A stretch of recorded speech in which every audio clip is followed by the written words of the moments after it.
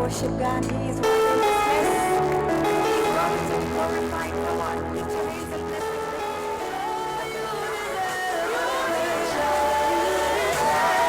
Your name, Jesus. You deserve all the glory, Lord. You deserve all the honor this evening, Father. We worship you. Receive our worship this evening. There is no one like you, Lord. In heaven above and on earth below. You alone are God. You alone are worthy. You alone deserve all the worship. You deserve all the glory.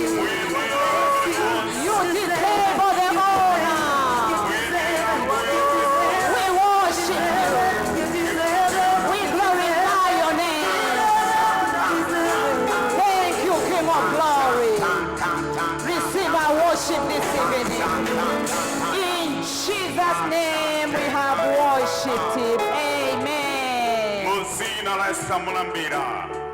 Amen. Amen, amen. Praise the Lord. Atamandidwa mbuye. Hope music, you may take your seats. May God bless you for the ministration of the word. I hope music mukoza okukala pansi ambuye akudaliseni chifukwa chotumikira mayimbidwe. Hallelujah. Amen. We may all get our seats. Tonse tikoza okukala pansi. It's good to be in the house of the Lord. Ndikwa bwino kukhala nyumba ya mbuye. Hallelujah. Amen. Praise the Lord. Atamandidwa mbuye. I want to thank God for the privilege to stand and minister the word to you this evening. Ndiyamike Mulungu chifukwa chondipasa lokuti ndigawane nanu mawu madzulo ano. On this last Thursday of the month of January. Lero siku lachinayi lomaliza la mwezi wa January. Hallelujah. Amen. Praise the Lord. Atamandidwa mbuye. Let me also thank our Father in the Lord in absentia for entrusting me to stand on his behalf to share the word. Ndiyamike Mulunguso chifukwa cha bambo athu mwa ambuye pondidalira ndithu kuti ndiyime ndigawe mawu a Mulungu. And may I acknowledge all ministers present with us this evening. Komanso ndipereke ulemu kwa azitumiki onse amene ali pano madzulo ano. And to all of us, ndi kwa ena tonse. receive the recover or welcome this evening. Landirani ndithu kulandiridwa kwa kubwezeresa zonse madzulo ano. And not forgetting all our online viewers. Sitikuyiwalanso abale athu amene mukutionera pa online. Hallelujah. Amen. This evening I'll be sharing on the topic, preserved from evil. Madzulo ano ndikhala ndikutumikira pamutu onena kuti kusungika kutetezedwa kuchoipa. Preserved from evil. Kutetezedwa kuzoipa. And the anchor scripture is Psalms 121 verse number 7. Ndime yathu ndi Masalimo 121 ndime ya 7. Psalms 121 verse number 7. Masalimo 121 ndime ya 7. The Lord shall preserve you from all evil. Yehova azakusunga iwe kuzoipa zonse. He shall preserve your soul. Azasunga moyo wako. Hallelujah. Amen. He shall preserve your soul. Azasunga ndithu moyo wako. As we can see from our topic of discussion this evening, monga mmene tikuonera pa phunziro lathu limene tikukambirana madzulo ano, it's already telling that evil exists. zikuoneseratu abale kuti zoipa zilipodi. Evil is real. Ndithu zoipa zilipodi ndi zenizeni. But we thank God Koma tiyamika Mbuye for the assurance of preservation. chifukwa chotisimikizira kuti azatisunga. We have this assurance that we are preserved. Tili ndi chitsimikizo ichi kuti ife ndife osungika otetezeka. Hallelujah. Amen. Psalms 41 verse number 2. Masalimo 41 ndime ya chiwiri. Psalms 41 verse number 2. Masalimo chapter 41 ndime ya chiwiri. The Lord will preserve him and keep him alive.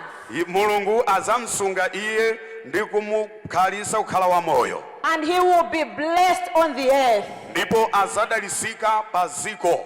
You will not deliver him to the will of his enemies.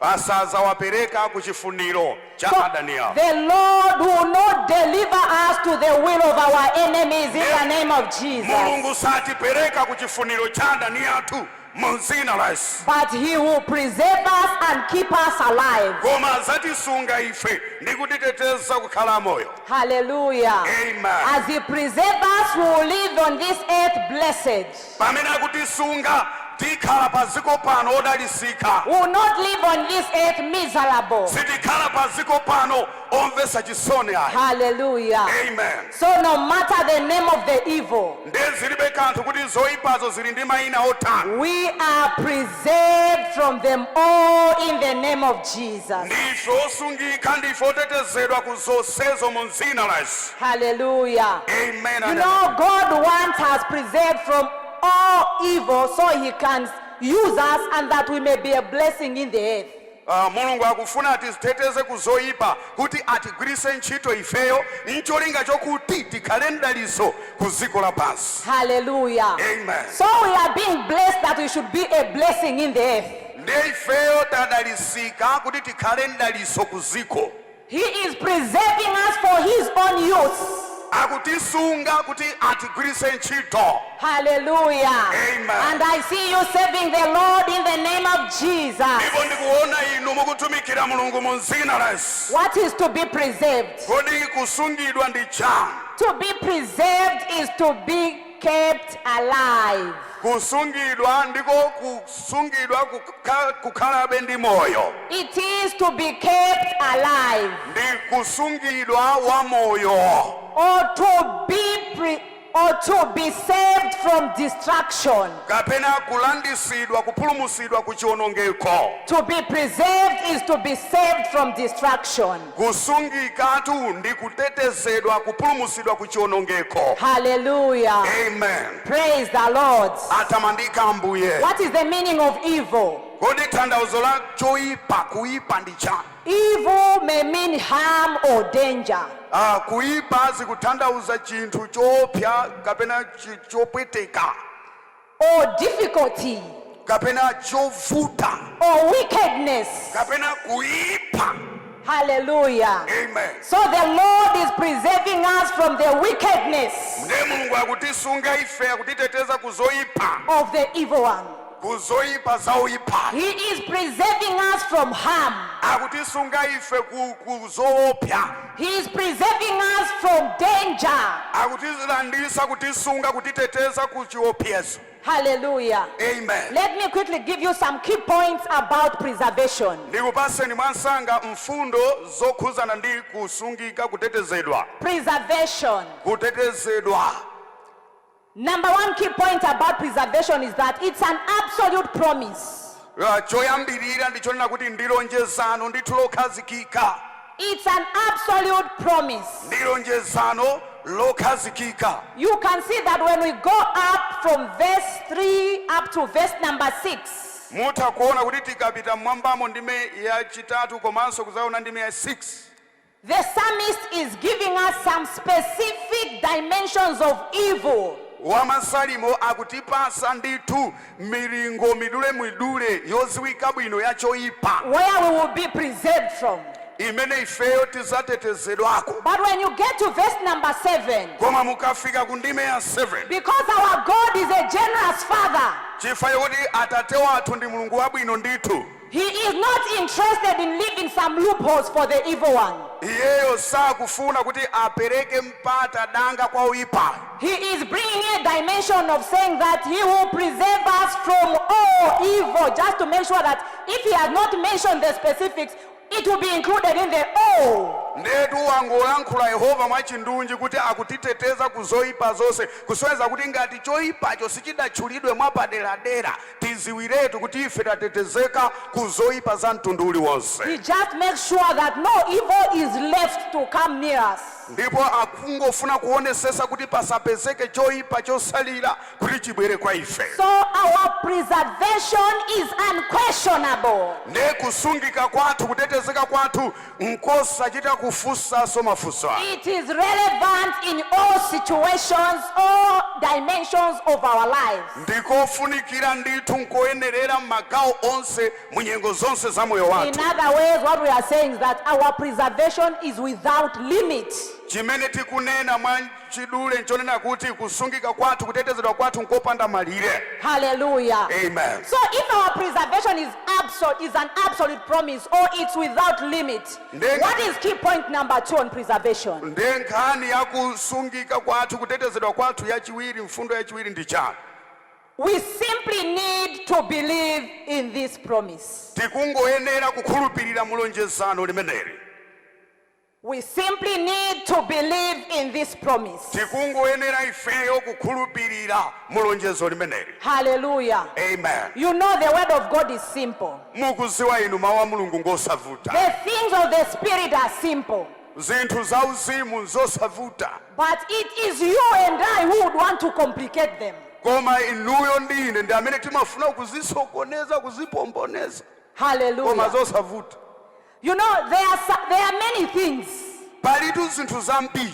we believe in their existence, though we have not seen them with our physical eyes. Timakhulupirira kuti zilipo ndithu ngakhale sitidazione ndi maso athu akuthupi. We believe that they exist. Timakhulupirira ndithu kuti zilipo. And we don't have questions about them. Ndipo palibenso funso pa zimenezo. Hallelujah. Amen. So if we are able to believe about these other things, though we have not seen them with our own eyes, how much more can we believe the promise from above? Ndengati tikumakwanisa kukhulupirira zinthu zimene sitidazione nanga koposa kotani nanga lonjezano lochokera kumwamba. We just need to believe in the preservation agenda. Tikungoyenera tikhulupirire mu ntchito mcholinga chakutetezedwa kwathu. We just need to act by faith, walk by faith and not by sight. Tikungoyenera kuchita zinthu mwachikhulupiriro, kuyenda mwachikhulupiriro, osati kuyenda monga mwa maonekedwe a zinthu. Hallelujah. Amen. Praise the Lord. 2 2 Corinthians 5 verse number 7. Akorinto wachiwiri chapter 5 ndime ya 7. 2 Corinthians 5 number 7, for we walk by faith and not by sight. Akuti pakuti timayenda mwachikhulupiriro osati monga mwa maonedwe. So let's believe it. Tiyeni tikhulupirire zimenezo. Key point number 3. Mfundo yachitatu. We need to rest on the Lord for the performance of the preservation agenda. Tikuyenera ifeyo tikhazikike pa Ambuye, tindalira Ambuye kuti iye akachita akakwanirisa zakutiteteza kwathu pa ife. Which means we should not be asking how is it going to happen? How is this possible? Tisamachite kufunsa kuti zitheka bwanji, kodi zimenezi zingathekedi iya. We need to rest in the Lord. Tikuyenera ndithu ifeyo tipumule mwa Ambuye. We need to believe that He will do it. We need to believe in His performance. Tikuyenera tikhulupirire kuti Mulungu achitadi zimenezo kuti iyeyo ndiwothekera kuchita. Because He is a faithful God. Chifukwa atu iyeyo ndi Mulungu wokhulupirika. 1 Thessalonians 5 verse 23 to 24. Atesalonika oyamba chapter 5 ndime ya 23 kulekeza 24. 1 Thessalonians 5 verse 23 to 24. Atesalonika oyamba chapter 5 ndime ya 23 kulekeza 24. Now may the God of peace Himself sanctify you completely, and may your whole spirit, soul and body be preserved blameless at the coming of our Lord Jesus Christ. Verse 24. He who calls you is faithful, who also will do it. Iye amene wakuitana ninu ngokhulupirika ndipo yemweyonso azachichita. Hallelujah. Amen and amen. He who has promised the preservation for us is faithful. He will do it. He will preserve us. He will keep us blameless. Iye amene watilonjeza kuti azatisunga ife ndi wokhulupirika, azatisungadi ndipo azakwanirisa malonjezano ake. Praise the Lord. Atamandika Ambuye. What a powerful promise we have from the Father. Ndi lonjezo la mphamvu lotani limene tili nalo kufumira kwa Atate. Hallelujah. Amen. Key point number 4. Mfundo yosogola ya number 4. We need to always remember that our preserver is a wakeful and a watchful keeper. Tikuyenera ndithu tikhulupirire tikumbukire kuti wotisunga ifeyo ndithu amatiyang'anira, iyeyo ndiye wotisunga ifeyo. He is always wakeful and he is watchful. He's always awake and he's watchful. Amakhala wacheru, amakhala komanso wotiyang'anira, komanso amatisunga. Hallelujah. Amen. Psalms 121 verse number 3 to 4. Masalimo 121 ndime yachitatu kulekeza 4. He will not allow your foot to be moved. sazalola phazi lako kuti lisunthike literereke. He who keeps you will not slumber. Wakusunga iwe sazaozera. Behold, he who keeps Israel shall neither slumber nor sleep. Taonani wakusunga Israeli sazaozera kapena kugona. He is always awake and he is watchful. He is a watchful keeper. He is never weary. Iyeyo ndi mulungu wosunga amene satopa, amene salema, nthawi zonse amakhala ali chero. Praise the Lord. Ambuye atamandike. Hallelujah. Amen and amen. Key point number 5 and the last one in the interest of time. Chifukwa cha nthawi mfundo ya namba 5 yomaliza. Key point number 5. Mfundo ya namba 5. We don't need to fear. Sitikuyenera kuopa kuchita mantha. Instead, hold on to the promise. M'malo mwake tentikangamire lonjezano. Isaiah 41 verse number 10. Yesaya 41 ndime ya 10. Isaiah 41 verse number 10. Yesaya 41 ndime ya 10. Fear not, Usaope for I am with you. pakuti ndili nawe. Be not dismayed, Usaopyedwe for I am your God. pakuti ine ndine mulungu wako. I will strengthen you. Ndizakulimbisa iwe. Yes, Inde I will help you. ndizakuthangatira. I will uphold you with my righteous right hand. Ndizakugwiriziza kukuchinjiriza ndi dzanja langa lamanja. I will uphold you with my righteous right hand. Ndizakuchirikiza kukugwiriziza ndi dzanja langa la chilungamo la kumanja. So we don't need to fear. Choncho sitikuyenera kuchita mantha. Instead, just get hold of the promise M'malo mwake tentigwirisise lonjezano that you are promised, that you are preserved. kuti inu ndinu otetezeka. Proverbs 18 verse number 10. Miyambo 18 The ndime ya 10. Bible says the name of the Lord is a strong tower, Bible likuti zina la Yehova ndi linga la mphamvu. and the righteous runs unto it, Olungama azathawira kumeneko and they are safe. ndipo ali otetezeka. As you run unto the Lord and declare, you shall enjoy safety in the name of Jesus. Pamene muthawira kwa Ambuye ndikulengeza kuti inu mukakhala otetezeka mu zina la Yesu. Hallelujah. Amen. We are saying that we are preserved from all evil. Tikutero kuti ife ndife otetezedwa ku zoyipa Let me zonse. just give you a sample of some of the evil we are preserved from. Ndikuoneseni zina mwa zitsanzo za zoyipa zimene tatetezedwako. We are preserved from backsliding.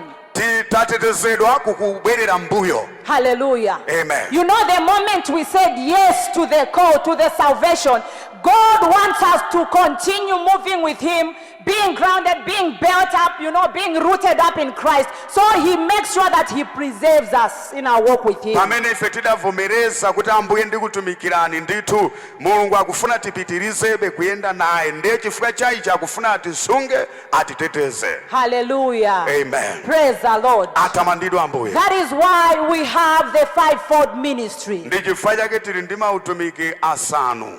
Ephesians 4 verse number 11. Aefeso 4 ndime ya 11. Ephesians 4 verse number 11. Aefeso chapter 4 ndime ya And 11. He Himself gave some to be apostles, Pakuti iye mwini adapasa wena kukhala atumwi, some prophets, ena aneneri, some evangelists, ena alaliki, and some pastors wena nakhala abusi and teachers. ndi aphunzitsi. Verse number 12. Ndime ya 12. For the equipping of the saints for the work of ministry, Kuti akaphunzitse kukonzekeresa oyera mtima kukagwira ntchito ya utumiki. for the edifying of the body of Christ. Ndi kukamangirira pamodzi thupi la Khristu. Hallelujah. Amen. So you see, our God is a God of generosity. Ndetu tikuona apa kunena kuti Mulungu wathu ndithu ndi Mulungu wokoma mtima. That is why even in this place we have got various inward programs that we usually have. That is for, you know, for our equipment, for our edification, that we continue moving with Him. Ndi chifukwa muno mu church tili ndi mapulogalamu osiyanasiyana amene timakhala nawo, cholinga chake chokuti tilimbikisane, tiphunzitsane, tinolane, tisulane. God has prepared platforms for our teaching, for our encouragement, that we should continue moving in him. mulungutu watikonzera malo akuti ife tiphunzire komanso atilimbikise kuti tipitirize kugwira ntchito mwa iye. Actually, a good example of such programs is the one we have now. This is the wedding encounter service. Imodzi mwa maprogramu amene tili nawo pano ndi inoyo imene timati wedding encounter service. God wants us be grounded in the word so we can stand. mulungu akufuna ifeyo tizikike mawu kuti tikaime chilili.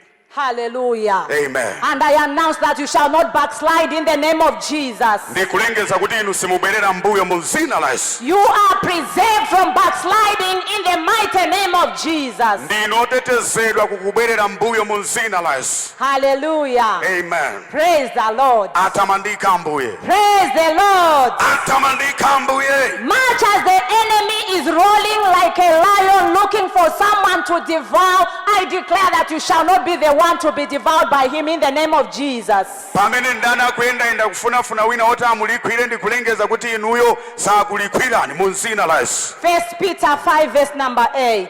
Petro oyamba chapter 5 and 8. So he has preserved us from backsliding. Number 2, chachiwiri he has preserved us from spirits of infirmity. watisunga watiteteza ife ku mzimu wa kuzunzika kuvutika kuphinjika. These are spirits behind various sicknesses and diseases. iyi ndi mizimu imene imakhala kumbuyo kuseri kwa matenda ndi madwale osiyanasiyana. Hallelujah. Amen. God has preserved us from such spirits. mulungu watisunga watiteteza ku mizimu imeneyo. Another dimension of preservation is from the spirits of natural disasters. ndiyetu china choyipa chimene mulungu watisunga watiteteza ndi ku ngozi za chilengedwe. Hallelujah. Amen. And I declare that you shall continue to enjoy divine preservation in the mighty name of Jesus. ndikulengeza kuti inu mupitiriza kulandirabe chitetezo cha mulungu mu dzina la Yesu. And finally, let me give you another dimension of evil we are being preserved from is sudden death and untimely death. ndiye china chimene tatetezedwako ndi ngozi zazizizi komanso imfa zosakwana nthawi yake. Actually, there are different dimensions of death: career death, untimely career death. palitu imfa za milingo yosiyanasiyana, pali kufa kwa ntchito nthawi yake isadakwana. Where you wake up today, you get to the office and you are told that your contract has been terminated prematurely. pamene umangopezeka kuti basi kukangoja wapita ku ntchito basi ukangopezeka kukuza kuti basi contract yanu yatha nthawi yake so isadakwane. I announce that that's not your portion because you are preserved in Jesus' name. ndikulengeza kuti chimenecho sichikhala gawo lanu mu dzina la Yesu. Another dimension of untimely death is businesses collapsing anyhow. imfa zina zimene zimachitika mofulumira ndi kugwa kwa mabizinesi kumene kumangogwa kwa nthawi ina iliyonse. Where you are banking on a business to sustain you and your family, all of a sudden things just turn upside down. pamene iweyo umakhala kuti wakhazika pa bizinesi udalira kuti banja lako lithandizika kuzeka pa bizinesi ungopeza kuti zinthu zasadabuzika mosadziwika bwino. Actually, even injected in additional capital, you acquired a loan from somewhere to say, I want to grow my business. Then overnight, the thing just collapses. ngakhalenso utafika poti nkuberekerapo ndalama ina kuti andochezere mpamba ndiye umakapezeka kuti iso bizinesi yonso ikugwazi. That is not your portion in the mighty name of Jesus. zimenezo si gawo lanu mu dzina la Yesu. Hallelujah. Amen. And indeed, it can be the physical death. ndithudi komanso ikhoza kukhala imfa yakuthupi. Hallelujah. Amen. You are preserved from them all, no matter their dimensions, in the mighty name of Jesus. ndinotetezedwa kuzonsezo posatengera kuti zili motani mu dzina la Yesu. And I announce to you this evening ndipo ndikulengeza kwa inu madzulo ano that any plan of the enemy concerning your life this year kuti maplani onse andani olingana ndi moyo wanu chaka chino shall not prevail in the name of Jesus. sapambana mu dzina la Yesu. Because God has preserved you in the mighty name of Jesus. chifukwa mulungu akutetezani wakusungani inu mu dzina la mphamvu la Yesu. Hallelujah. Amen. So the word has gone forth ndi mawu apita that you are preserved from all evil. kuti inu mwatetezedwa ku zoyipa zonse. You are preserved from all evil. Ninotetezedwa kuzoipa zonse. In this time when the whole world is engulfed in darkness, Mu nthawi ino pamene dziko lonse lakutidwa laphimbidwa mu mdima, God has an exemption package for you and I in the mighty name of Jesus. Mulungu alinalo phukusi lakukupatulani inu ndine kukuteteza mu dzina la Yesu. Isaiah 60 verse number 2. Yesaya 60 ndime yachiwiri. Isaiah 60 verse number 2. Yesaya chapter 60 ndime yachiwiri. For behold, the darkness shall cover the earth, Pakuti and ndima deep uzaphuka darkness the people. But the Lord will arise over you, and his glory will be seen upon you. Hallelujah. Amen. The glory of the Lord is being seen upon you and me in the name of Jesus. Ulemerero wa Yehova uonekera pa inu ndine mu dzina la mphamvu la Yesu. So since God has preserved us, Ndipo khala kuti sono Mulungu atiteteza ife. what should be our attitude? Kodi sopano ifeyo titani zochita zathu zikhale zotani? I told you that the word has gone forth that we are preserved. Ndakuwuzani kale kuti mawu amuka kale kuti ife ndife We otetezedwa. need to key in into this word. Tikwenera ifeyo titenge mawu amenewa. What should be our attitude then, or what kind of people ought we to be? Kodi tikwenera tikhale tichite chani sono ifeyo titani tikhala anthu otani? Number 1, Choyamba, engage in prayers of repentance. tikwenera tichite mapemphero akulapa. Repent on behalf of yourself, on behalf of your family, on behalf of the church, on behalf of the nation. Kuzilapira nokha, kulapira mpingo, kulapira ziko, kulapira banja lanu.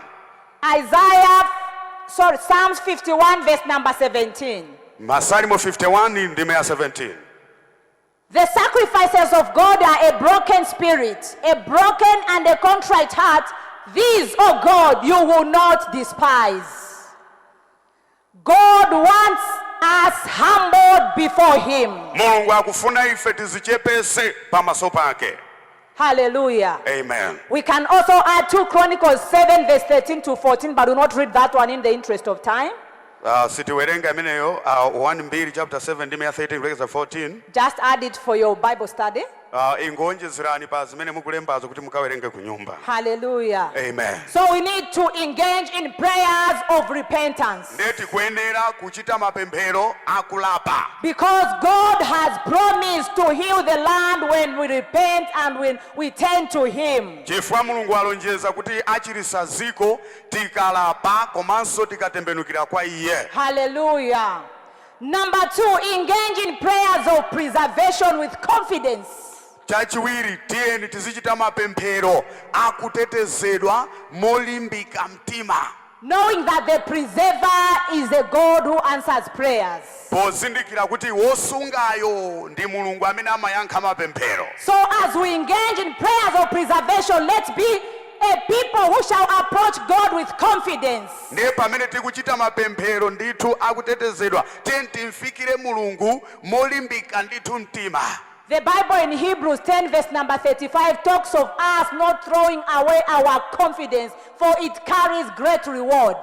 Nde Bible likutero ndithu kwa Hebrew 10:35 akuti ife tisataye kulimbika kwathu chilimbiko chathu mwa Ambuye. Hallelujah. Amen. It says therefore do not cast away your confidence, which has great reward. Akuti chotero musataye chilimbiko chanu mwa Ambuye chimene chili nayo mphoto yayikulu. Hallelujah. Amen. Praise the Lord. Ambuye atamandike. Praise the Lord. Atamandidwa Ambuye. The psalmist called upon the Lord Wamasalimo adaitana pa Mulungu to make haste to help him, to deliver him. kuti ndithu akamuombole akamuthangatire. Hallelujah. Amen. Psalm 70 verse number 1. We are not going to read that one. Masalimo 70 ndimo yoyamba sitiwerenga. Just put it down, but the psalmist is pleading with God to make haste to deliver him. Koma wamasalimo akumuuza Ambuye kuti fulumilani Yehova ndipulumuseni. Make haste to help me. Ambuye fulumilani kundithandiza. That should be our prayer as we engage in the prayer of preservation. limenelo ndiye likhale pemphero lathu pamene tikuchita mapemphero akutetezedwa, Because we know that the one we are praying to answers prayers. chifukwa tikuchita uziwiratu ndithu kuti amene tikupemphera kwa iye ndi woyankha mapemphero. Hallelujah. Amen. After praying, trust in the Lord. Tikatha kupemphera tiyeni tidalire mwa Ambuye. Jeremiah 17 verse 7 and 8. Yeremiya 17 ndi 7 kulekeza 8. Jeremiah 17 verse 7 and 8. Yeremiya chapter 17 ndi 7 kulekeza 8. Blessed is the man who trusts in the Lord, Wodala ndiye munthu amene adalira mwa Ambuye, and whose hope is in the Lord. amene chiyembekezo chake chili mwa Ambuye. And I announce that you are such a man and a woman in the name of Jesus. Ndipo ndikulengeza kuti inu ndinu mbambo oteroyo, mayi oteroyo mu dzina la mphamvu la Yesu. Verse 8 says, for he shall be like a tree planted by the waters, which spreads out its root by the river, and will not fear when heat comes, but its leaf will be green and will not be anxious in the year of drought, nor will cease from yielding fruits. Hallelujah. Amen. Powerful. Zamphamvu. You shall be like a tree planted by the waters, Muzakhala ngati mtengo wokedwa wozalidwa mbali mwa madzi, that shows enjoying preservation. umene ndithu ukakhala wotetezeka. Hallelujah. Amen. I declare that you are such a man and a woman in the mighty name of Jesus. Ndikulengeza kuti inu ndi abambo oterowo ndi amayi oterowo mu dzina la Yesu. Amen. Amen. Number 4. Number 4. Number 3, I said trust in the Lord. I gave you Jeremiah 17 verse 7 to 8. You can add Proverbs 3 verse 5 to 8. Miyambo 3 ndi 5 kulekeza 8 kudalira mwa Ambuye pa mfundo imeneyi. Number 4. Cha number 4. Save him. Mutumikireni iye. Save him. Mtumikireni iye. Exodus 23 verse 27. Exodus 23 ndi 27. Exodus 23 verse 27. Exodus chapter 23 ndi 27. I will send my fear before you. Ndizatumiza mantha anga pasogolo pano. I will cause confusion among all the people to whom you come. Ndizaikiza chisokonekero pakati pa wanthu amene inu mufikirako. And will make all your enemies turn their backs to you. Ndipo tizapangisa adani anu onse kuti akutchereni inu mbuyo. Remember, this is the outcome of what you are doing starting from verse 25 to 26. And that is service. Za zimene mukuchita pa ndimi ya 25 kukafika ndimi ya 26. That is service unto the Lord. Ukumeneko ndiye kutumikira Mulungu. Let's be of service unto the Lord. Tikhale otumikira Yehova. Hallelujah. Amen. Praise the Lord. Atamandidwe Ambuye. Job 36 verse number 11. We're not going to read that one, just add it. Job 36 ndime 11 sitiwerenga tentingoilemba. What should be our attitude then as a people who are preserved? Last point. Kodi tikhale anthu otani ngati anthu amene tatetezedwa mfundo yosatira. Always be thankful. Nthawi zonse tiziyamika. Always be thankful. Nthawi zonse ndithu tizikhala oyamika. Even in moments when things seem to have come to a standstill, ngakhale munyengo zimene zikuoneka kuti zinthu zangoyima chiriri. He is still in control. Iyeyo tu akulamulirabe. He is still on your side. Akadali kumbali yanu. He doesn't want you and me to complain or murmur. Sakufuna kuti inu ndi ine tizidandaula kapena Instead, kumuuza. thank him. Akuti tiyeni malo make timuyamike.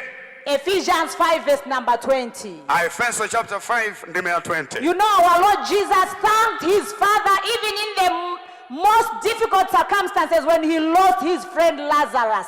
Mukuona ngakhale Ambuye wathu Yesu Khristu adayamika Atate ngakhale munyengo yovutisisa pamene adataya bwenzi lawo lokondedwa Lazaro. John 11 verse 42.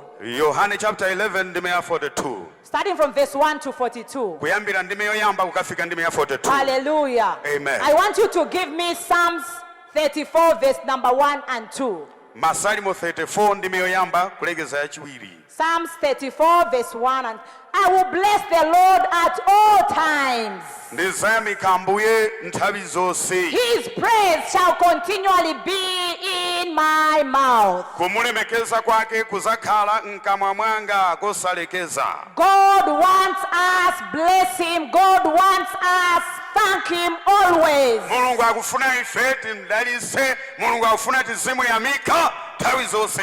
But the question is, Koma funso nali, how often have we thanked him, or how often do we thank him? kodi ndikangati kamene takhala tikumuyamika kapena ndikangati kamene timamuyamika? He wants us to be grateful people. Akufuna tikhale ife anthu oyamika, A people who are filled with gratitude. anthu amene ozazidwa ndi kuthokoza. Shall we be up on our feet?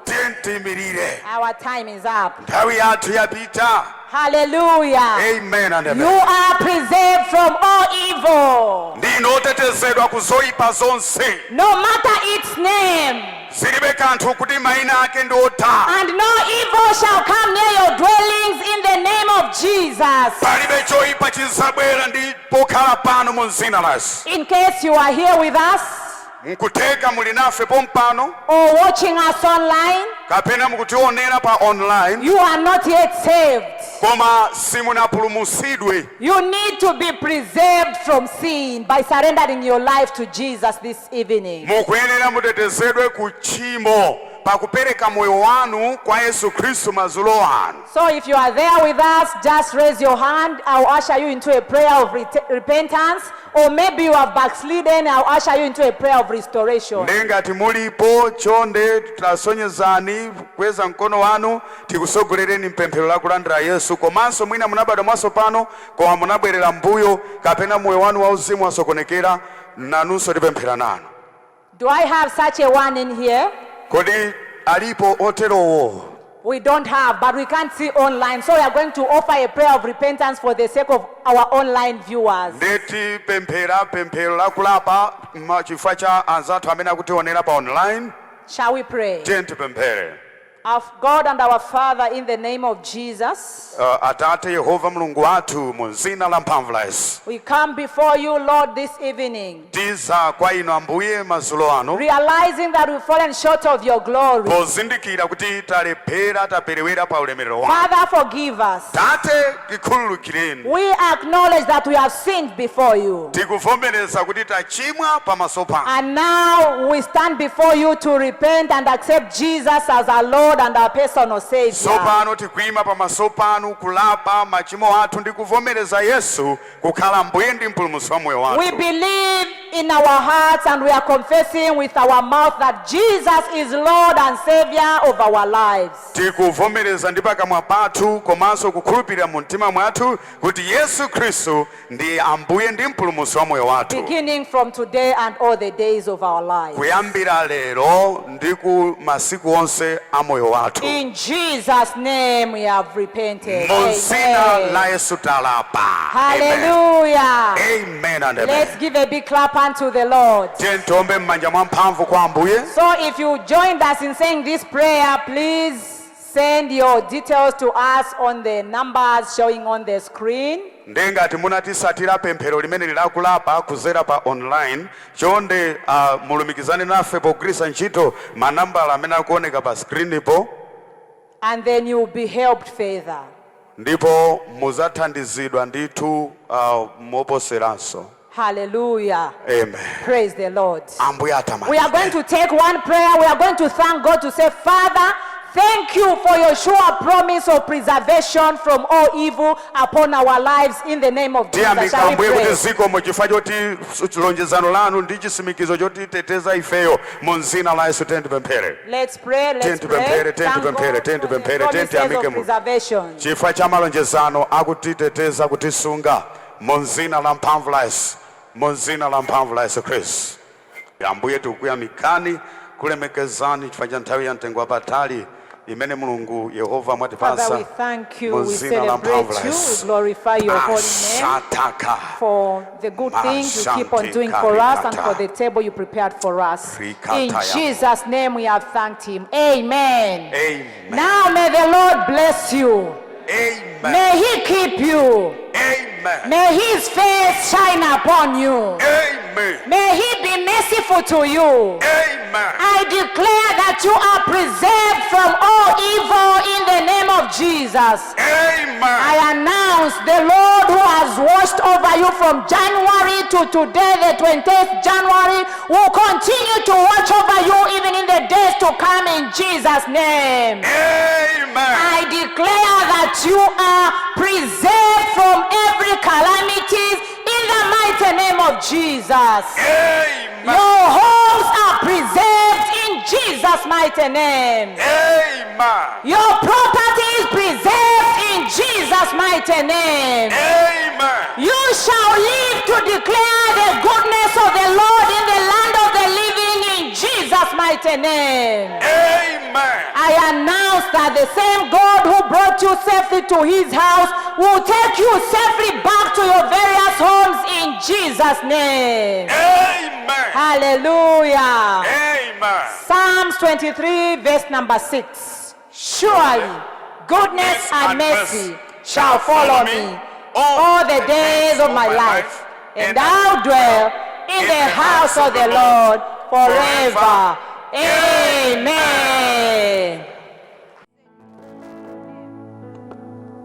Let's just lift our hands and begin to worship God. He is worthy.